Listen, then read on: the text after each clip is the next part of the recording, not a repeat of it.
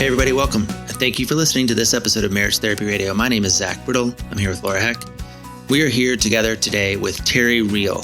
I'm so excited to introduce you to his work. He is easily one of the therapists that has had the most influence on my life, as well as my career. And we're here today to talk about his book, Us, which is about getting past you and me to build a more loving relationship. I got to read this book over the last few weeks. It's profound. It is a really, really great book. You ought to pick it up right away. I first found Terry about 20 years ago when he wrote a book about male depression, which was important to me at the time. He then wrote a book about how to be in a relationship with males who have depression. And in the 20 years since then, he's built a career in couples therapy, really helping understand how trauma affects relationships, and all of that is what we get to talk about today. And it really is just a pleasure. I think you will love hearing from Terry. I think you should pick up his book. This is a very cool conversation. Stick around. Are you in Boston now? I am. I'm in Newton, a suburb outside of Boston. Right on. Cool. So I have to ask this. Recently, it seemed like you had a large summit where you brought in a whole bunch of folks. Did that happen in real time, like last week? Last week. Wow. Are you just so exhausted coming off of that? Well, I got to tell you, Laura, what you don't know is that that was Tuesday through Friday, 9 to 6, 30. Most of it was pre-recorded, thank God. But 30 experts and me. And Saturday, I was in Mass General Hospital recovering from liver surgery. Yeah, I read about that. I got your note. So I went right from Mass General Hospital to that summit. Yeah. So wow. So you had the surgery, then you did the summit, 9 to 6. And then now we're just, days after you had the weekend of recovery there. Yeah, I had a weekend of recovery. Wow. Yeah. So it's been a wild week and a half. But the summit. Yeah, I don't know if you remember, but this is our third date with you. And Laura and I were both getting antsy. We were like, what's wrong? Why does he keep postponing? And then the last time it was a postponement, I got this email, the blast that you sent about your cancer. That's incredible. Like, I'm so sorry. But I was like, oh, Laura, we should be nice because it sounds like he's got a lot going on that's not out of his control. Not one, but 2 cancers at the same time. That's insane. They were both surgically removed and cancer-free, and no chemo, no radiation, no nothing. Yeah. That's amazing. But it's been a challenging couple of months now.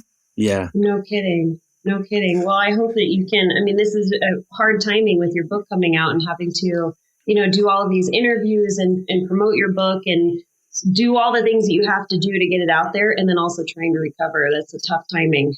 Yeah, but I'm a strong guy.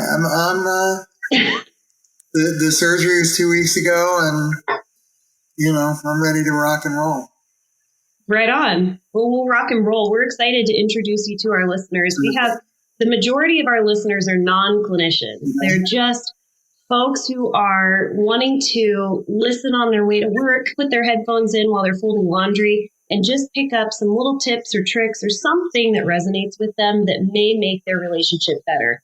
And I would say, it's a worldwide audience, and I think our demographic is pretty similar to the demographic that Zach and I have of just being kind of right smack in the dab of trying to raise kids, keep a marriage alive, grow their whatever, money stockpile, whatever that might be. But we've been really excited. We've talked a lot about fierce intimacy and the new rules of marriage. And so it's nice to have you on talking about the new book. And in general, I'm kind of curious, like, what's different with this book? What's the information that you're hoping folks grab onto that hasn't been mentioned previously? There it is. It's beautiful. Thank you. I love the color. Thank you. I fought for those. And I do want to point out that top line does say forward by Bruce Springsteen. Yeah, we got to read it. I noticed that. What's Bruce Springsteen like? He's amazing. He's everything you think he is, and Patty as well. Down to earth.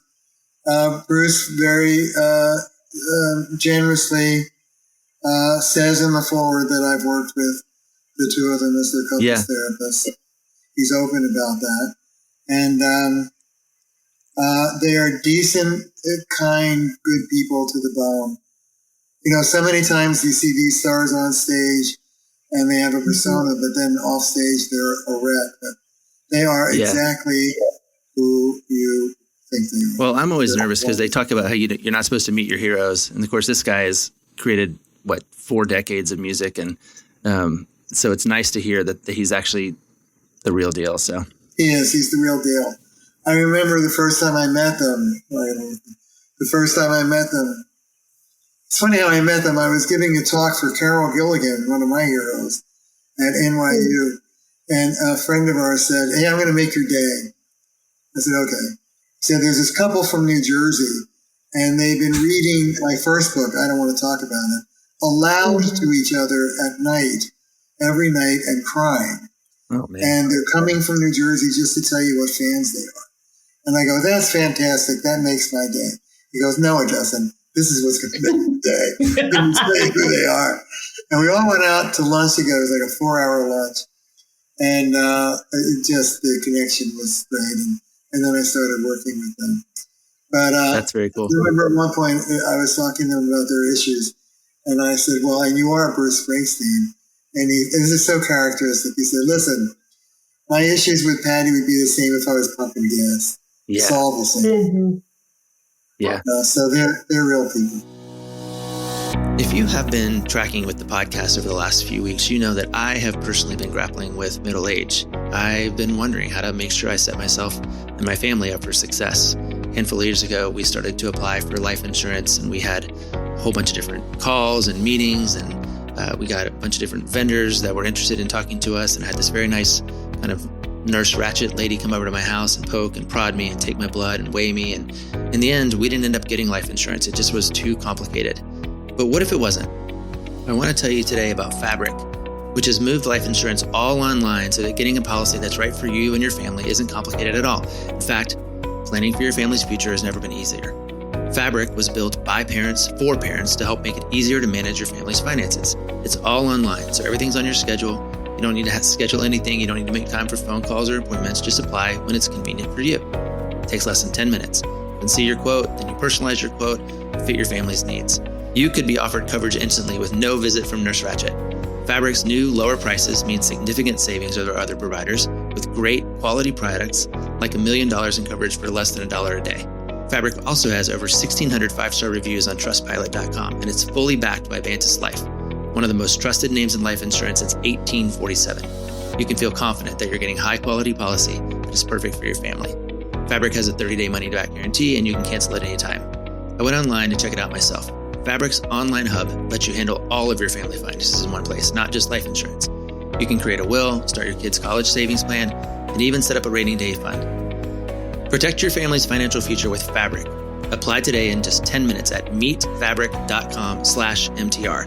That's meetfabric.com/MTR. meetfabric.com/MTR. Fabric Insurance Agency policies are issued by Vantis Life. They're not available in New York and Montana, and prices are subject to underwriting and health questions. Go ahead and check it out. I did. Terry, how I found you is I was studying in graduate school in the late 90s, in 99, 2000. I found I Don't Want to Talk About It, which was transformational to me. And then, of course, the next one, How Do I Get Through to You, was my wife was like, yes, now I have the book that I need. And so it's been really fun to watch you sort of translate that, the beginning of that, into what you're doing now. And I think, again, Laura asked you, but what are you doing now? What is us now that we've gotten sort of through the... I honestly believe that us is the culmination of my 40 years of work. You can say it many different ways.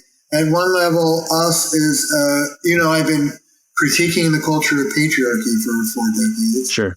And talking about what patriarchy does to relationships, which is nothing good. And this is, you can say, a critique of the toxic culture of individualism. Mm-hmm.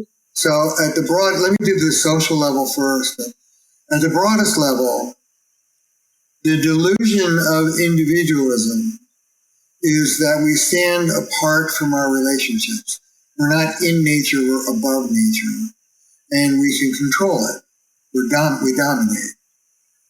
And that's true whether the nature that you think you can dominate and control is the planet or your spouse or your kids or your body, I've got to lose 10 pounds, or your thinking, I've got to be less negative.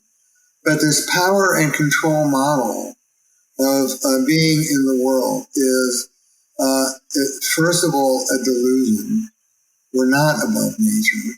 And secondly, it creates havoc in all of our relationships, personal, societal, planetary, spiritual. It is, in many ways, the core of what ails us as we try and relate to each other. The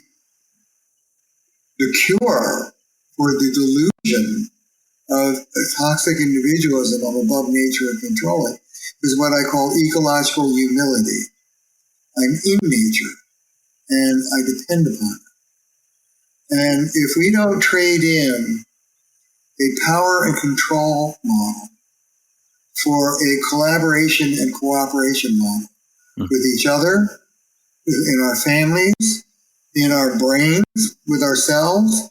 You know, how many of us have harsh inner critics?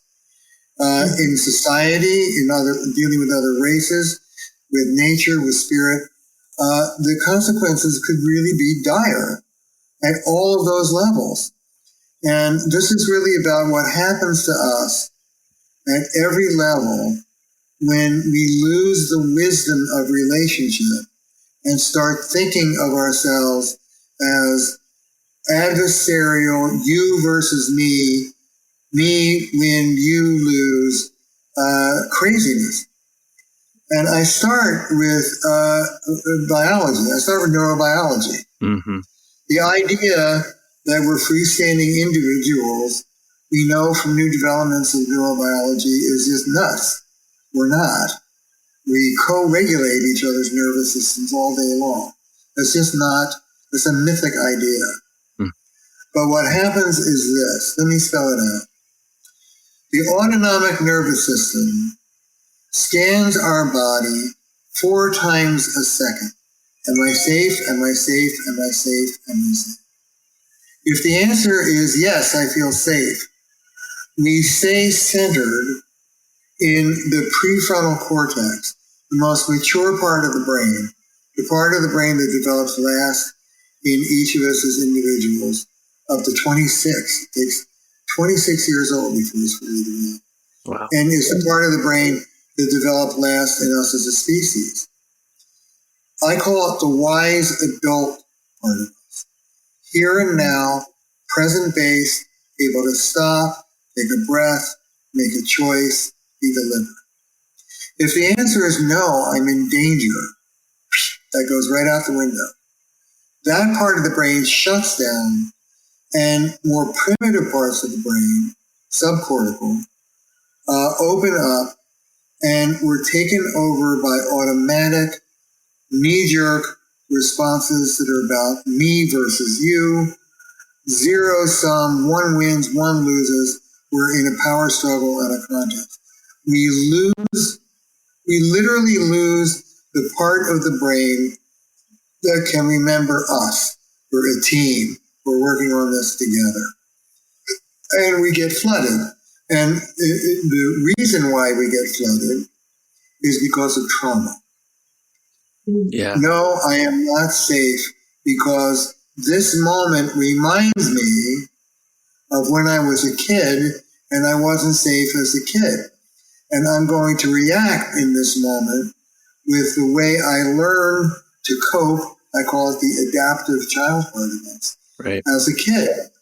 And I'm going to repeat that over and over and over again, even though it never gives me what I want. And the essence of this book is about how to shift in those heated moments from that automatic part of you that will make a mess every time into the thoughtful, non-trauma based part of you that can make adult, wise choices and can choose how to behave differently. I'll stop yapping whenever, but I gave workshops all over the country for decades. And my favorite slide was this one. Other workshops teach you skills. We deal with the part of you that won't use them. Yeah. Mm-hmm. Amen. Laura and I have been we've been friends for, 10 years. We've been doing the podcast for 3 or 4. We've walked through a lot of life together. This last month has been really hard for both of us for lots of different sort of traumatic reasons. And I've been coming to terms with the fact that trauma doesn't care what your definition of trauma is. It's just sort of like present period. And this idea that somehow we can make sense of it and use it for good has become the front of my of my efforts, both in my office and in my home. So it's interesting to hear you talk about it in that way, because I've absolutely seen the brain just sort of shut down and decided it's going to go back to it's going to obey its own rules, basically. Yeah. Yeah. The hallmark of that traumatic, flooded, adaptive response is that it's automatic. It's knee-jerk. And it feels like you have to fight, flight, or fix is the broadest categories of that knee-jerk response. And let's out ourselves. I'm a fighter. My adaptive child's a fighter. Zach, what are you? Fight, flight, or fix? I'm definitely a fighter. Yeah. And Laura? I'm a fixer. Hands down. Yeah. And it's interesting that you're asking these questions, because I'm trying to ask the questions that I think our audience will be asking, which is, number one, you said trauma. And I know that listeners are going to say, yep, that's me. I have trauma. I identify with that word. I have that moment in my childhood that I was in a car accident. I was abused. I was, sexually abused or molested. And they categorize that as trauma. But I love in the book how you differentiate the one-time experience of trauma versus the culmination of trauma that happens over time. And I think that's important, because I want for folks to opt in understanding that they too have trauma, even if at this moment they're thinking of capital T trauma. You're expanding that. Can you explain how folks can understand what trauma might have looked like for them? Well, and before you do that, I had a guy in my office yesterday who has come back from 2 deployments in Iraq. And his wife is like, he's got stuff he needs to talk about. And he's like, well, it's not as bad as my buddies. My buddies, they had this, and this thing. And so it's a little bit weird for me to think about trauma when I compare to this. And that's where I was like, trauma does not care, So it is this, it's relevant to the individual. Yeah. That's what I'm interested to hear about. Yeah. Well, in the field, we talk about big T trauma and little t trauma. And big T trauma is what everybody always thinks about. Tsunamis, combat, near-death experience, these big, giant, being sexually molested, these big, giant things that happen once or a few times in your life. Little T trauma, but particularly in childhood, are the things that happen to you over and over and over again. It's like water on a rock. And it so happens, little T trauma. Mom, I fell off my bicycle. My knee is bleeding. Let me just mix my martini. I'll be there in a minute. That's little T trauma. Big T trauma is the car hits you and your mom takes 20 minutes before she walks out to see if you're alive. Little T trauma is you've got a scrape on your knee and your mom's too busy with a martini to pay much attention to you. Big T trauma happens a few times in your life. Little T trauma happens millions of times, over and over and over. And little T trauma, it turns out, can do as much, if not more, damage than big T trauma can do to somebody. But it's harder to credit. We like to deny it. Oh, nobody broke my bone. But little T trauma can be a cutting remark, a demeaning comment, or it could be neglect. It could be that you're hanging out there with your guts hanging out and your dad is too busy with his baseball game to pay attention to you. These injuries matter. In my training, I show a tape of a man who, the couple's on the brink of divorce. He experiences her as turning away from him, and then he becomes emotionally violent. Not physically, thank God, but big, aggressive, demanding, where are you? Angry. I say to him, I'll bet that when she's behind her wall, there's a little boy in you that feels really abandoned. Bingo. And I say, what happened to you? And this is in front of 300 therapists. He had never talked about this in his life. This happens all the time. My aunt sexually molested me when I was 7 years old. So we do all of that. And okay, that's big T trauma. But I say to him, what is that little boy feeling on the outside of your wife's wall? And he says that nobody's listening, that there's nobody to tell my story to, that I don't matter, that there's no one to connect with. Well, that's not reliving his aunt's sexual molestation. That's reliving the family he lived in where there was no one to tell about that molestation. And in his current marriage, what blows him up and is threatening to destroy the marriage is not the trauma of the sexual invasion. It's the deeper trauma of no one to tell. And in fact, when we explored a little more, his mother was a drug addict, prescription drug addict. His father was a womanizer, and there was no one to tell. And every therapist and their brother would go to, oh my God, the sexual molestation with the aunt. That's not what was destroying his marriage. Yeah. What was destroying his marriage was the day in and day out abandonment that little boy felt over and over and over again. So I call it relational trauma. And that's the trauma that captures my attention.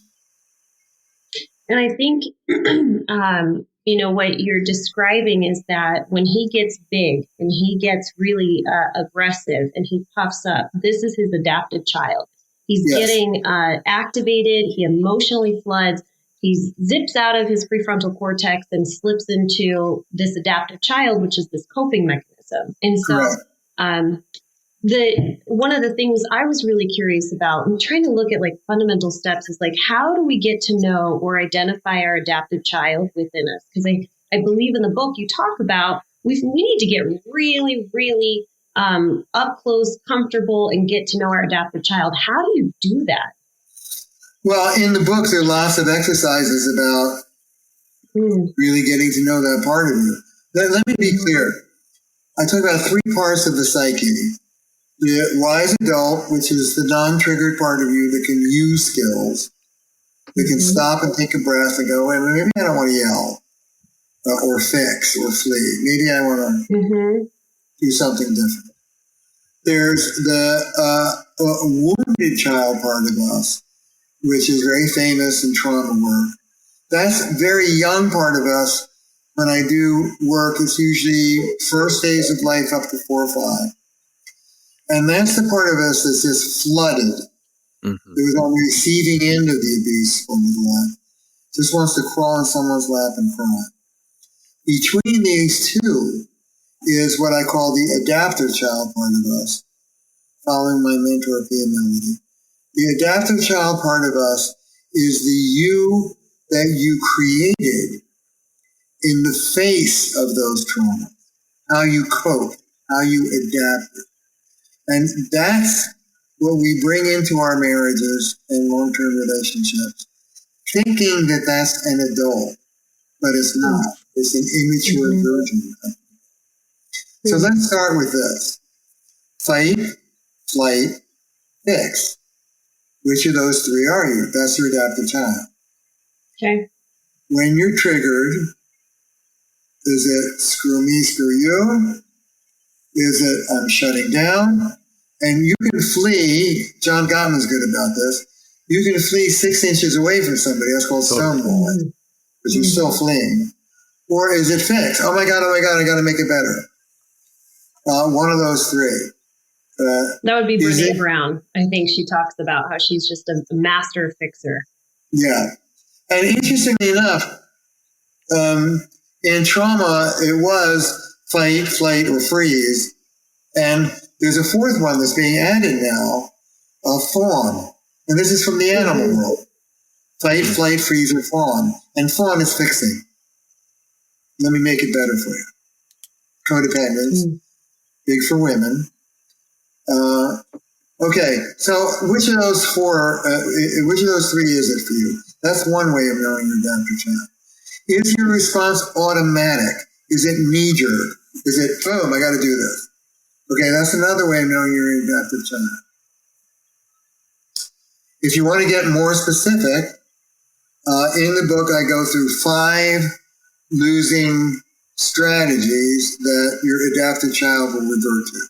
I love this approach, Terry, because it's like I'm talking to clients all the time, and they're talking to me about sort of what happens in their house. And I have adopted this language because it's like, especially with guys, I go, look, I appreciate that that's what you're doing. It's just a bad strategy. Like, it just doesn't work, So let's disregard the fact that it's coming from a place or it feels just or whatever else. It's just not effective. So yeah, I would love to hear about the five bad strategies, because they show up all the time, of course. Yeah, and they run us. So here they are. Being right is the first bad strategy of your adaptive child. We're going to resolve this issue by figuring out which one of us is right and which one of us is wrong. Mm-hmm. Good luck with that. Yeah.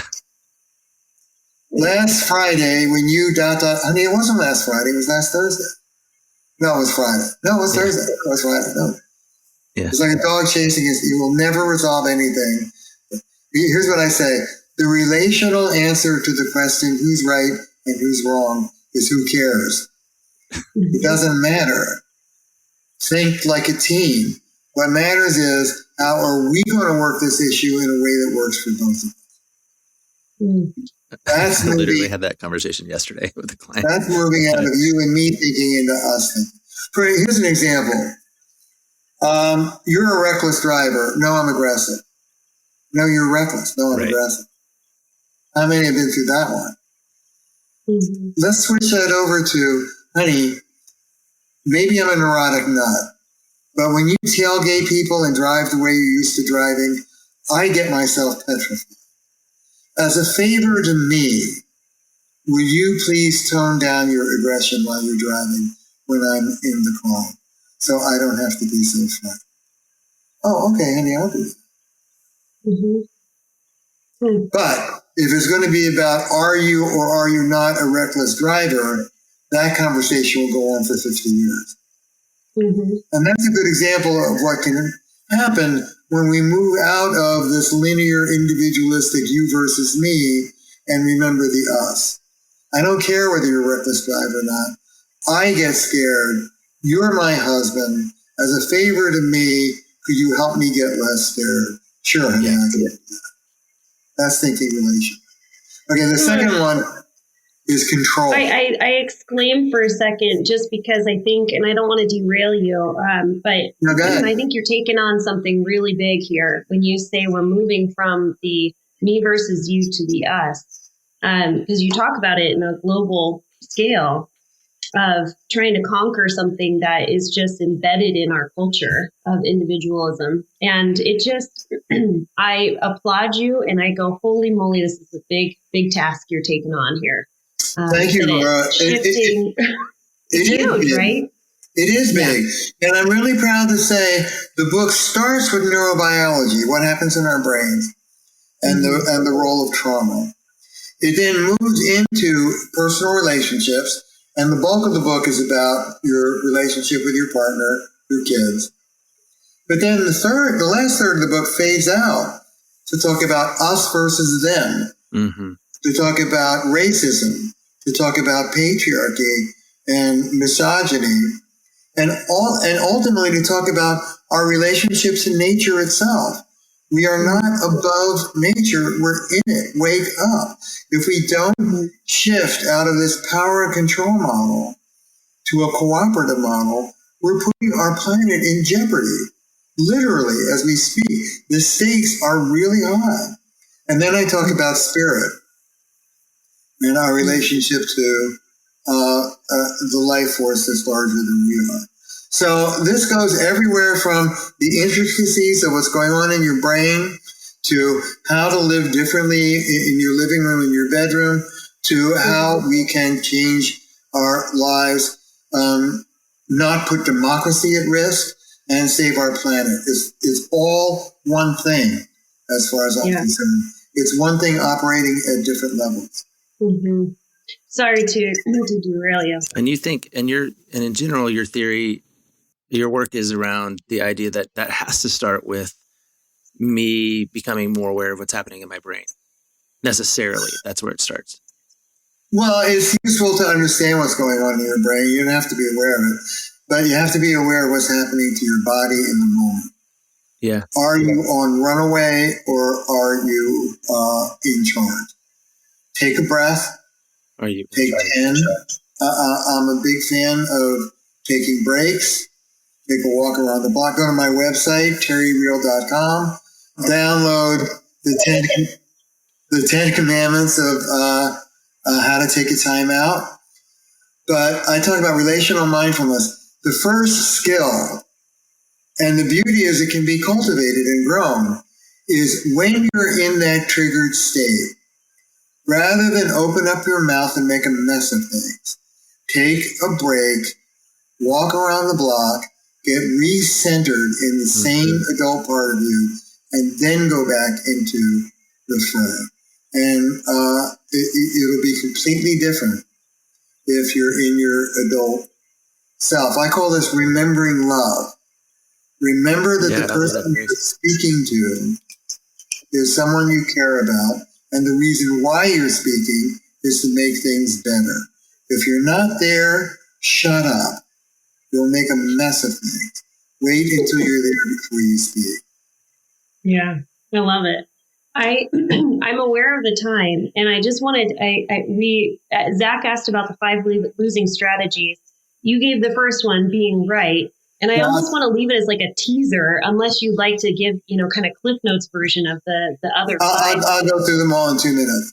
Awesome. Second one is controlling your partner. I'll be happy if you only ... Another loser. Mm-hmm. The third, which therapy has been a big culprit of, is ventilating, unbridled self-expression. Unbridled self-expression. I call it the barf bag approach to therapy. Well, let me tell you just how you did this, last week you did that, a year ago you did that, you never, you are, I feel better. Well, forget it. So unbridled self-expression is a loser. I say you can ventilate or you can work on your relationship, but you can't do both at the same time. What's more important to you? The fourth is retaliation. I have a warm spot in my heart for retaliation. It's very human. I'm going to hurt you the way you hurt me. So that I'm actually going to do it better. Yeah. You're gonna Let me show you how Let me show you how this works. The business withdrawal. I'm shutting down the drawing. Being right, control, unbridled self-expression, retaliation, or withdrawal. I'd like all of your listeners to grab a piece of paper and get real honest with themselves. When they're triggered, where do they go? What combination of these do they use? And if you want to have fun, where does your partner go? What combination does he or she use? That'll tell you a lot about the relationship. So it's way more fun to look at your partner. It's way more fun to look at your partner and what they're up to. And you're so much more insightful. Obviously. Anyway, so if you read the book, there's steps to getting to know intimately what these adaptive responses in you look like. And that will really help you take a breath and move beyond them. Okay, so let's figure this out, because the book's coming out really, really soon. It's not available. Well, it'll be out June 7th. Yeah. And where will they find that? I mean, where do you want to send folks to buy the book? Any of their bookstores is fine. Anything online.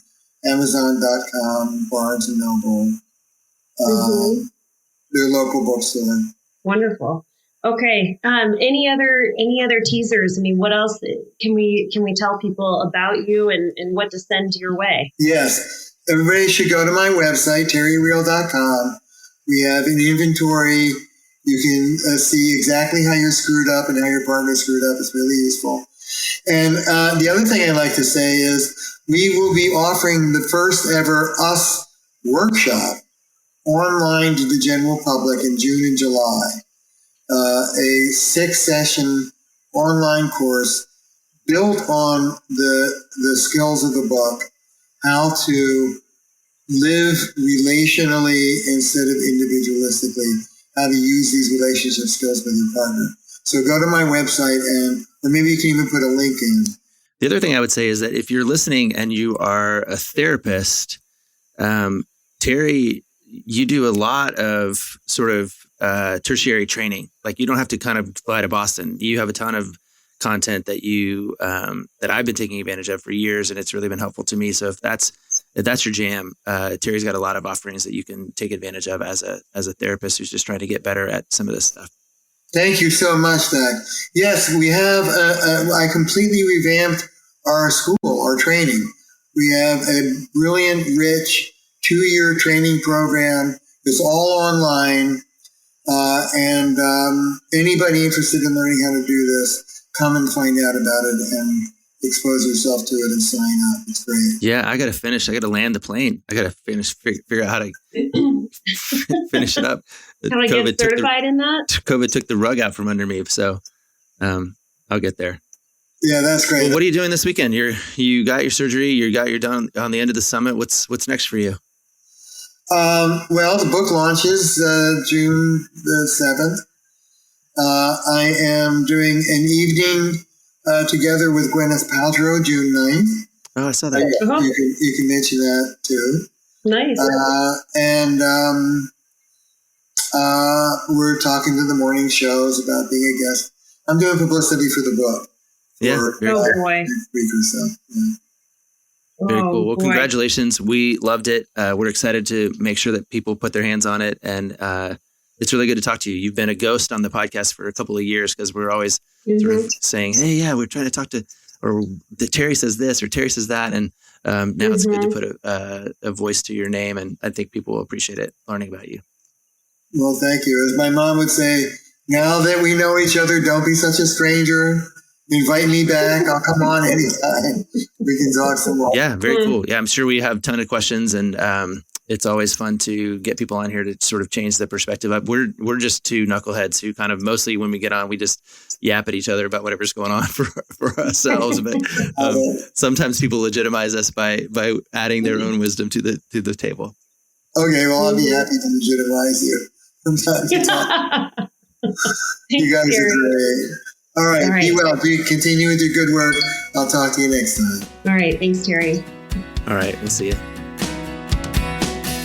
Thanks for listening to this episode of Marriage Therapy Radio. We were so excited to have Terry Real agree to be on the podcast with us, talking about his new book, Us, Getting Past You and Me to Build a More Loving Relationship. If you're interested in Terry Real's work, you want to work with one of his therapists, his RLT trained therapist, maybe you want to read more of his books.